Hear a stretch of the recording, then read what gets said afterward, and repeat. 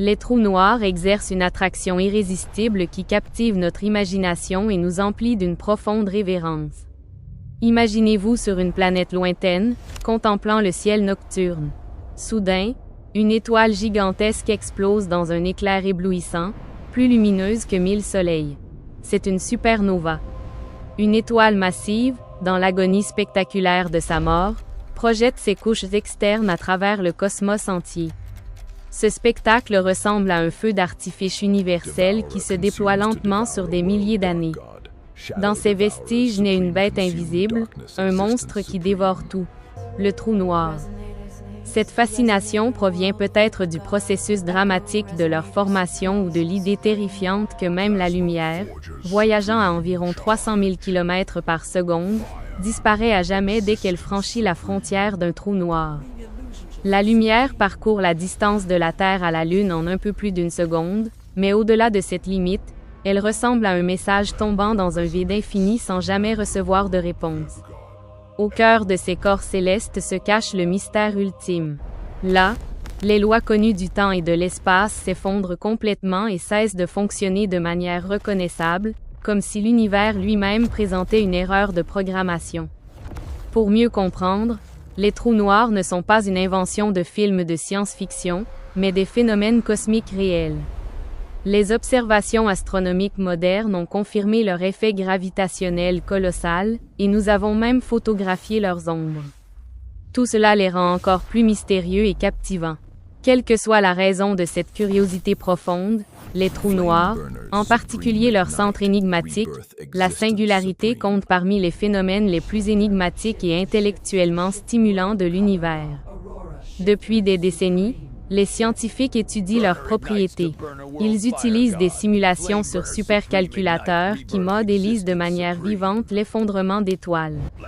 Des nuages de gaz spiralent vers l'intérieur, comme l'eau tourbillonnant dans un évier avant de disparaître, sans atteindre la vitesse de la lumière. Ces simulations rendent visible l'invisible et transforment les mathématiques abstraites en scènes dynamiques de destruction et de création cosmique. Les supercalculateurs modernes reproduisent le processus de formation d'un trou noir seconde par seconde, montrant en détail comment le gaz s'accélère progressivement et est aspiré dans l'horizon des événements. Ce n'est pas seulement de la théorie. Cela aide énormément à comprendre les phénomènes extrêmes qui se produisent réellement dans l'univers. Au cours des années 2020, la puissance de calcul a augmenté, rendant les simulations des signaux d'ondes gravitationnelles lors de la fusion de trous noirs plus précis. Elles correspondent aux données mesurées par l'Observatoire d'ondes gravitationnelles par interférométrie laser, LIGO, et l'Observatoire Virgo. Cela offre de nouvelles perspectives sur la structure interne des trous noirs. À titre d'explication, les ondes gravitationnelles sont des ondulations dans le tissu de l'espace-temps, comparables au cercle créé par une pierre jetée dans un étang. Ces ondes peuvent parcourir des milliards d'années-lumière et transporter des informations sur les fusions de trous noirs. Ainsi, nous pouvons entendre, indirectement, les événements secrets de l'univers.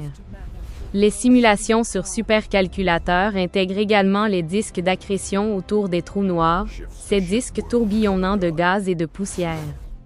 Par friction, ils s'échauffent à des températures extrêmes et émettent un rayonnement intense.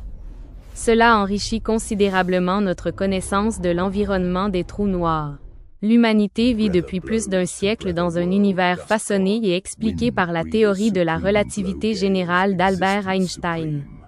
Cette théorie révolutionnaire explique avec succès des processus allant du Big Bang à la formation de l'univers, de l'explosion d'un point plus petit qu'un atome à l'expansion dans l'immense cosmos que nous voyons aujourd'hui, de la révolution annuelle élégante de la Terre autour du Soleil avec des orbites précises et stables à de nombreux événements et comportements cosmiques. Le cadre d'Einstein a révolutionné la physique et fourni des outils pour prédire les ondes gravitationnelles. Celles-ci sont de minuscules ondulations dans le tissu de l'espace-temps. Elles ont été détectées en 2015 lors de la collision de deux trous noirs à des milliards d'années-lumière, semblables aux ondes produites par une pierre dans un étang et transmises par la structure réelle. La théorie explique aussi la déviation de la lumière autour d'objets massifs. Cela a été observé lors de l'éclipse solaire de 1919, lorsque la lumière des étoiles a été courbée autour du Soleil, confirmant la prédiction d'Einstein. Ironiquement, bien que les bases mathématiques fussent présentes dès le départ dans ces équations, Einstein lui-même n'a ni imaginé ni accepté les merveilles astronomiques que nous appelons aujourd'hui trous noirs. Il considérait impossible dans la nature l'idée que les trous noirs détruisent complètement les lois physiques. À titre complémentaire, la relativité générale décrit comment la masse courbe l'espace-temps, comparable à un poids lourd enfonçant un tapis en caoutchouc, faisant suivre aux autres objets la dépression. Cela explique non seulement les orbites planétaires, mais a prédit l'existence des trous noirs, bien qu'Einstein doutât de cette conséquence. Sa théorie influence la cosmologie moderne et aide à comprendre des concepts comme l'expansion de l'univers, l'énergie noire et la matière noire, étroitement liés à la formation et à l'évolution des trous noirs. Des observations récentes avec le télescope spatial James Webb, dans les années 2020, ont révélé comment les premières supernovas ont influencé la distribution des éléments lourds dans l'univers jeune, affinant notre compréhension de l'histoire de la formation des galaxies. Les trous noirs sont définis comme des régions de l'espace où la gravitation est si intense que, dans une certaine limite, rien, pas même les ondes électromagnétiques comme la lumière, ne peut s'échapper. Imaginez lancer une balle de baseball en l'air. Sur Terre, elle retombe en arc en raison de la gravité. Près d'un trou noir, il serait impossible de lancer de la matière avec une vitesse de fuite dépassant la vitesse de la lumière. Si lancée, elle serait courbée vers l'intérieur et piégée pour toujours. La première image directe d'un trou noir a été capturée en 2019 par le télescope de l'Horizon des événements, Event Horizon Telescope, EHT. Un réseau mondial de radiotélescopes a fonctionné comme un appareil photo de la taille d'une planète et a saisi l'image du trou noir au centre de la galaxie Messier 87. Elle montrait un anneau lumineux orange de gaz chaud entourant une ombre sombre de la taille de notre système solaire. Pourtant, son existence était théoriquement présente dans les équations d'Einstein de 1915. Le télescope de l'Horizon des événements est une percée où des télescopes autour de la Terre sont connectés pour photographier directement l'ombre d'un trou noir, un rêve caressé par les scientifiques depuis des décennies. En 2022, la même méthode a capturé l'image de Sagittarius A, le trou noir au centre de notre galaxie, faisant progresser l'observation directe des trous noirs. À titre d'extension, le projet EHT implique la collaboration de plusieurs pays et utilise l'interférométrie à très longue base, Very Long Baseline Interferometry, VLBI, pour combiner les données de télescopes dispersées en une image haute résolution équivalente à un télescope virtuel de la taille du diamètre terrestre. Cette technique ne se limite pas aux trous noirs. Elle avance la radioastronomie et aide à observer des galaxies lointaines et des pulsars. Des images plus récentes, publiées en 2024 et 2025, ont affiné les détails polarimétriques, révélant les champs magnétiques intenses autour de ces objets et confirmant des prédictions théoriques sur les jets relativistes. Einstein refusa obstinément de croire aux trous noirs. Il trouvait absurde dans la nature l'idée d'un objet détruisant complètement les lois physiques établies, comparable au refus d'accepter que des monstres de conte existent réellement. Accepter les trous noirs signifiait admettre une singularité au centre où toutes les lois de la nature cessent et deviennent insensées, comme une division par zéro en mathématiques, qui donne l'infini et perd tout sens.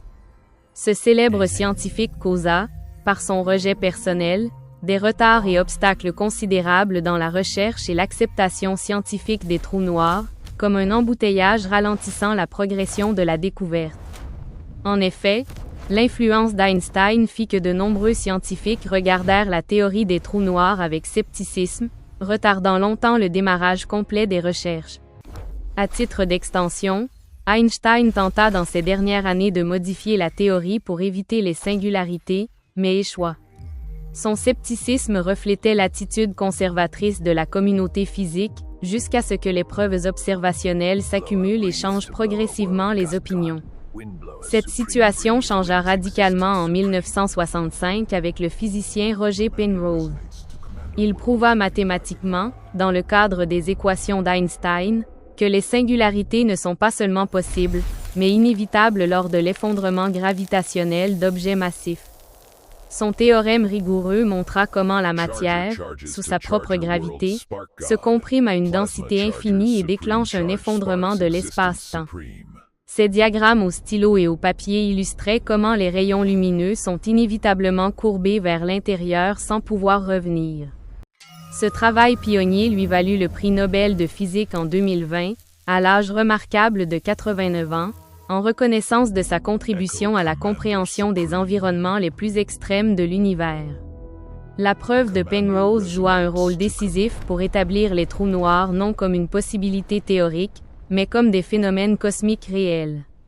À titre complémentaire, Penrose proposa aussi l'hypothèse de la censure cosmique, affirmant que les singularités sont toujours cachées par l'horizon des événements et que les singularités nues sont évitées, raffinant davantage la théorie des trous noirs.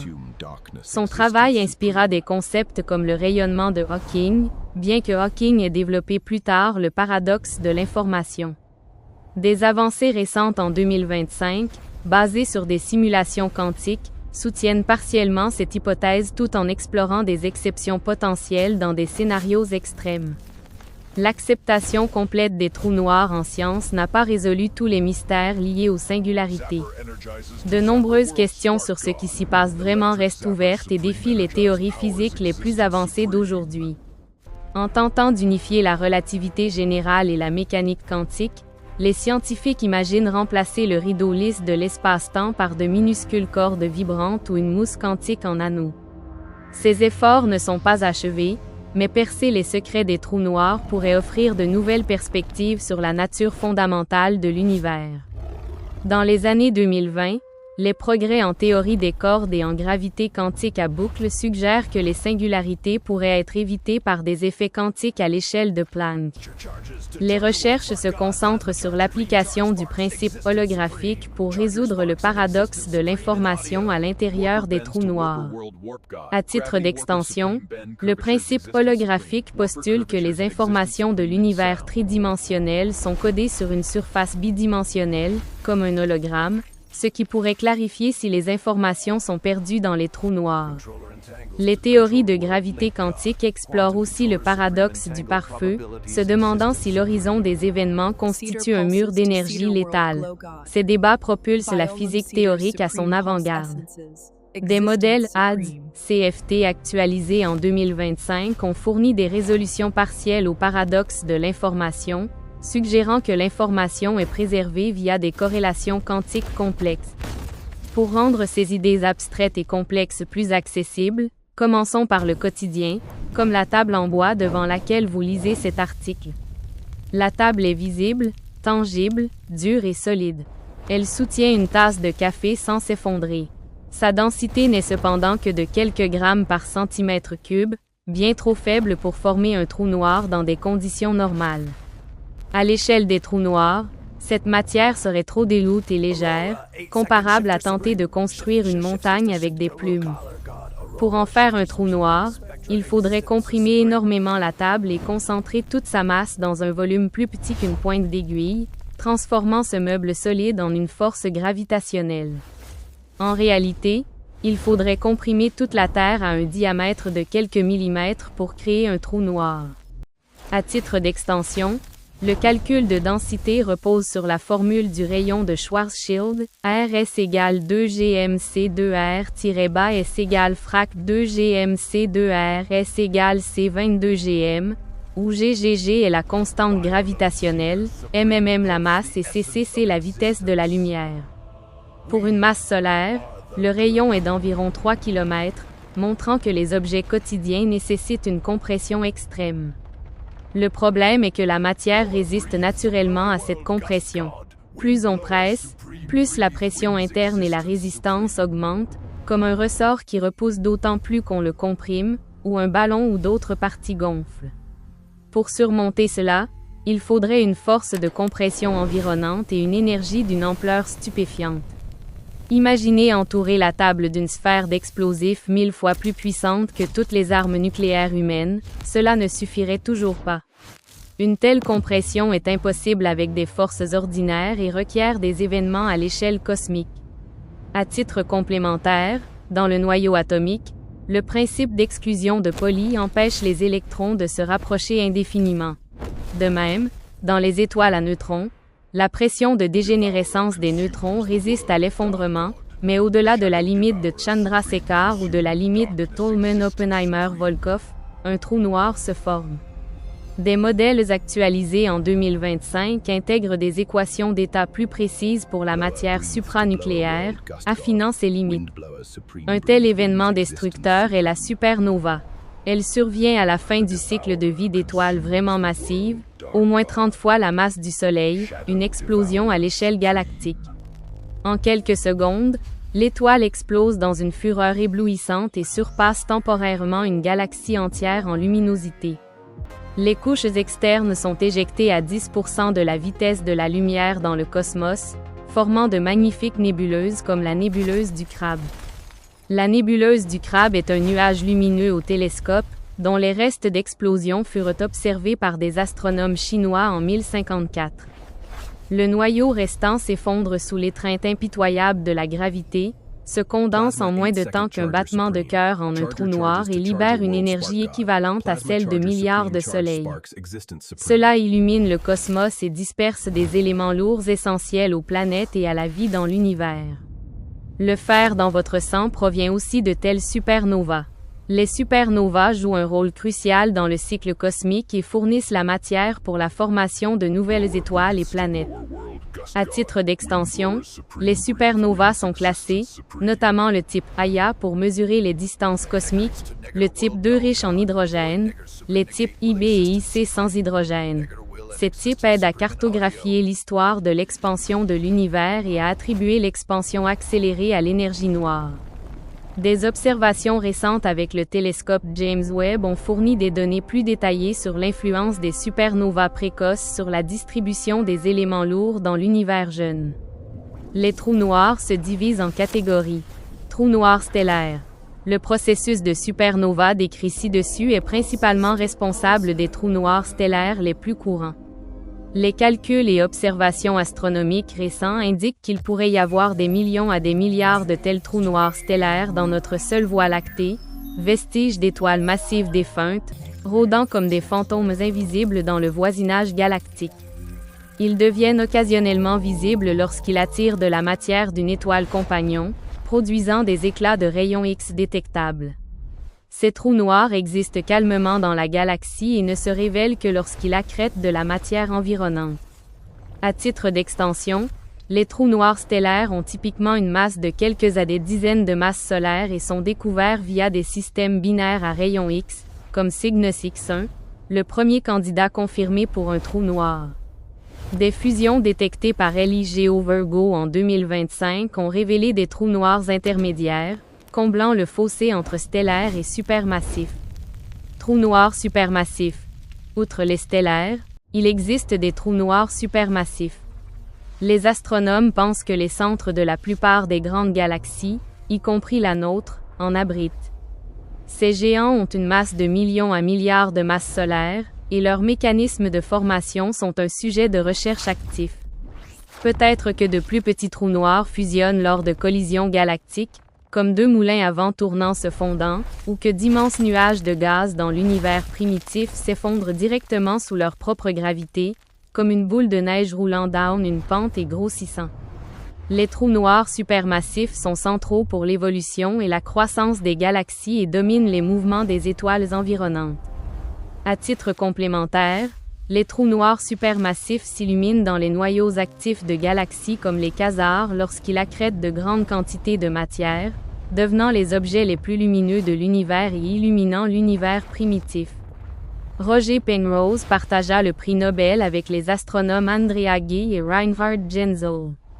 Ils fournirent des preuves convaincantes du trou noir supermassif au centre de notre galaxie.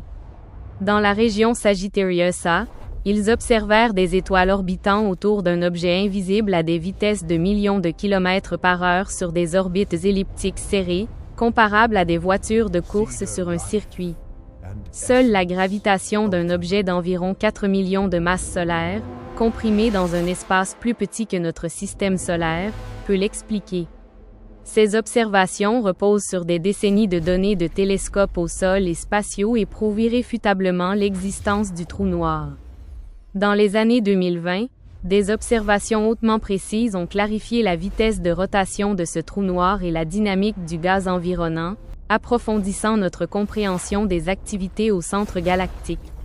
À titre d'extension, Gay et Genzo utilisèrent l'optique adaptative pour surmonter les distorsions atmosphériques et suivirent les orbites stellaires sur des décennies pour calculer la concentration de masse extrême au centre, qui ne peut être qu'un trou noir. Des mesures en 2025 avec le Very Large Telescope ont confirmé une rotation modérée, influençant les modèles d'accrétion.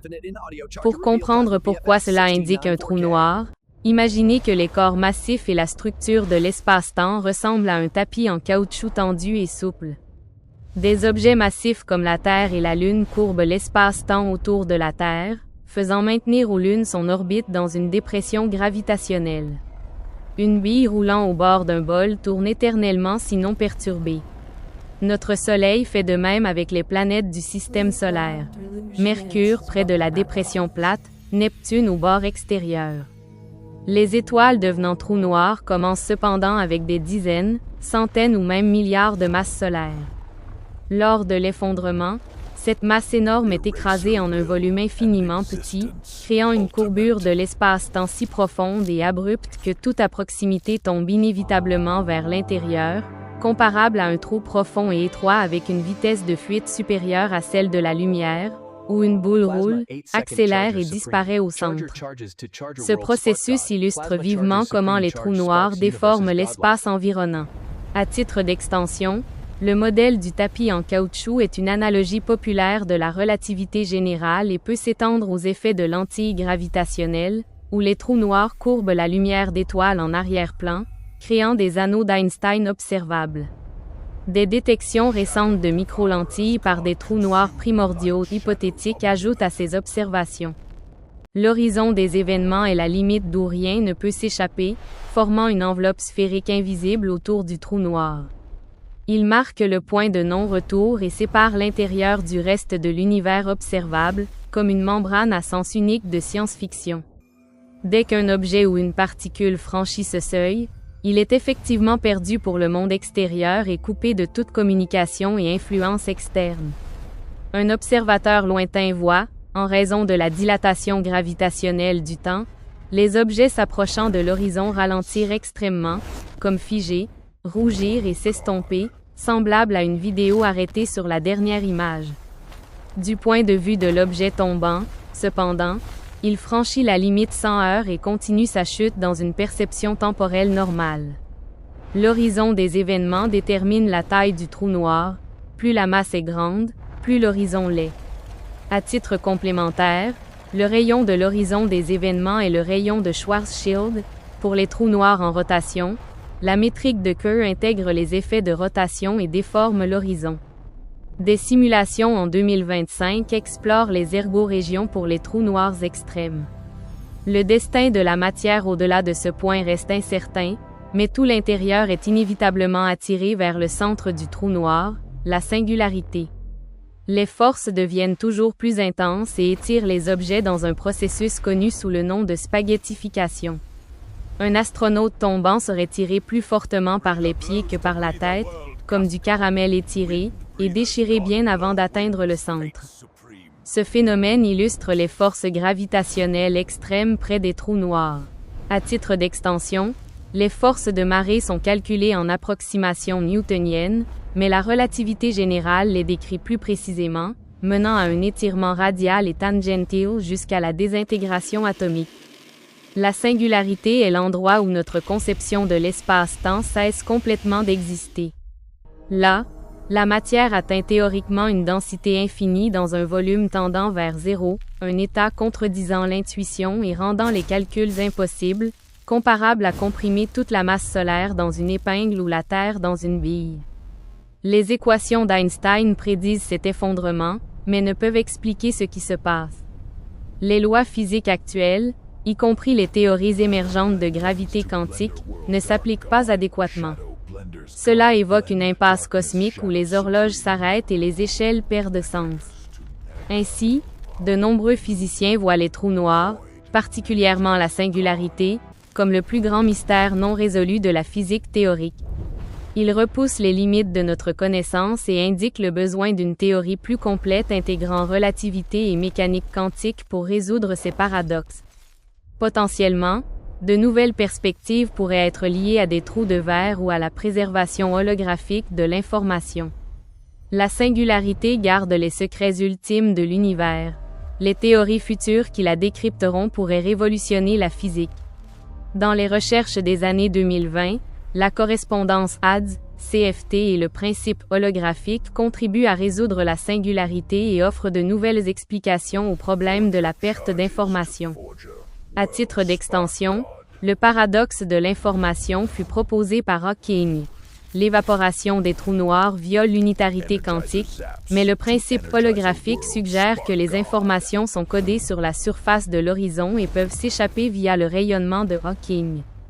Des progrès en 2025 avec des calculs quantiques simulés confirment la récupération partielle d'informations. Sur la base des merveilles complexes de l'univers, explorons maintenant un état de matière tout aussi mystérieux, le plasma. Dans les vastes espaces du cosmos, les particules suivent des règles très différentes de nos expériences quotidiennes sur Terre. Elles ne se contentent pas de se heurter, elles dansent au rythme de mélodies électromagnétiques. Hors de notre planète, l'univers est presque entièrement rempli de cette forme de matière énigmatique. C'est l'une des moins comprises dans notre monde, mais elle joue un rôle crucial, comme les tempêtes de plasma à la surface du Soleil, bouillonnant comme des spectacles célestes. Les explosions de plasma sur le Soleil, semblables à du pop-corn surchauffé au micro-ondes, perturbent l'électronique des satellites et influencent les efforts humains pour explorer le cosmos. Le plasma occupe la majeure partie de l'univers, des intérieurs et extérieurs stellaires aux espaces intergalactiques. À titre complémentaire, le plasma est un assemblage de particules chargées se comportant comme un fluide, mais dominé par des forces électromagnétiques, contrairement au gaz neutre. Il est reconnu comme le quatrième état de la matière aux côtés du solide, du liquide et du gaz, et survient lorsque le gaz est chauffé si intensément que les atomes ne peuvent plus retenir leurs électrons. Le plasma est l'état le plus courant dans l'univers et forme les étoiles, les nébuleuses et les vents solaires. Des missions comme Aditya L1 de l'ISRO en 2025 étudient le plasma coronal en détail. La nature du plasma consiste en particules ionisées, c'est-à-dire que, avec suffisamment d'énergie, les électrons sont détachés des noyaux atomiques. Comme un éclair ionise l'air et crée un canal de plasma lumineux. Le résultat n'est plus une composition atomique neutre, mais un mélange dynamique d'ions positivement chargés et d'électrons libres flottants, comparable à une soupe subatomique où les composants de charge se mélangent librement, comme des abeilles dans une ruche bourdonnante. Le plasma conduit l'électricité de manière étonnamment efficace. Dans les lampes au néon, le courant excite le plasma pour produire des couleurs lumineuses. Contrairement au gaz ordinaire, mauvais conducteur qui dérive sans but, le plasma est un excellent conducteur d'électricité. Les enseignes au néon fonctionnent précisément ainsi. Cette propriété imprègne l'univers des champs électromagnétiques et crée des chemins invisibles pour le flux. Il réagit dramatiquement aux forces magnétiques et permet des interactions complexes à l'échelle cosmique. Les pôles du Soleil éjectent des jets de plasma comme un tuyau d'arrosage. Le plasma se déplace le long des champs magnétiques et déclenche des phénomènes comme les éruptions solaires ou les éjections de masse coronale. À titre d'extension, la conductivité du plasma provient des électrons libres permettant au courant de couler sans résistance, et génère dans les champs magnétiques des ondes d'Alfvén transportant l'énergie. La dominance du plasma est rare sur Terre. Il apparaît naturellement brièvement lors d'éclairs, transformant l'air en plasma plus chaud que la surface solaire, ou artificiellement dans l'éclairage au néon, les écrans de télévision et les expériences de fusion nucléaire dans les réacteurs à fusion, exploitant une énergie stellaire. Il constitue cependant 99,999% de l'univers observable. Cela inclut le Soleil, une boule de plasma des millions de fois plus grande que la Terre. Les courants de convection créent des boucles et des explosions, comme un four de fusion de plasma lumineux dans d'autres étoiles, et remplissent l'espace interplanétaire et intergalactique de matière diluée. L'espace apparemment vide entre les planètes n'est pas un vide, mais rempli d'un mélange de champs électromagnétiques et de plasma TE_NU, produit par le Soleil, la Terre et d'autres corps célestes. Le vent solaire transporte des particules comme un vent doux semant des graines à travers le système solaire. Le plasma est central pour le transport d'énergie et le cycle de la matière dans l'univers. À titre d'extension, le vent solaire est un flux de plasma à des vitesses de centaines de kilomètres par seconde, formant les magnétosphères planétaires et causant des tempêtes géomagnétiques affectant les réseaux électriques. La reconnexion magnétique est une interaction dramatique entre plasma et champs électromagnétiques dans certaines régions, menant à des phénomènes explosifs. Les lignes de champs magnétiques se déplacent, s'entortillent comme des élastiques tordus, se coupent soudainement et se réorganisent, libérant l'énergie stockée. Ce processus accélère les particules de plasma environnantes à des vitesses extrêmes, comparables à une fronde lançant des pierres. Il libère de l'énergie brutalement et déclenche des événements cosmiques. Sur le Soleil, la reconnexion cause des tempêtes solaires et des éruptions. Les champs de reconnexion éjectent des éjections de masse coronale, des nuages de milliards de tonnes de plasma filant à des millions de kilomètres par heure vers la Terre, pouvant causer des pannes électriques globales ou des perturbations de communication. Près des explosions de supernovas, des ondes de choc, semblables à des tsunamis après un séisme sous-marin, se propagent dans l'espace. Autour des trous noirs, les disques d'accrétion tordent dramatiquement le plasma, chauffant la matière à des milliards de degrés et générant des jets comme des rayons laser traversant les galaxies. Près de la Terre, le plasma joue un rôle central dans le transport d'énergie. Entre les champs magnétiques solaires et terrestres, la reconnexion se produit du côté nocturne de la planète, dirigeant les particules de plasma vers les pôles. L'énergie ionise l'atmosphère et crée des aurores boréales et australes. Des rideaux de lumière époustouflant aux cieux polaires en vert, pourpre et rouge, dansant comme un tissu invisible au firmament. Les aurores sont de magnifiques phénomènes naturels, produits par l'interaction du plasma et des champs magnétiques. À titre complémentaire, la reconnexion magnétique libère une énergie équivalente à des milliers de bombes atomiques, pilote le temps spatial et influence les systèmes GPS et les réseaux électriques. La recherche moderne sur le plasma offre dans l'espace autour de la Terre un laboratoire idéal pour étudier en détail la reconnexion magnétique.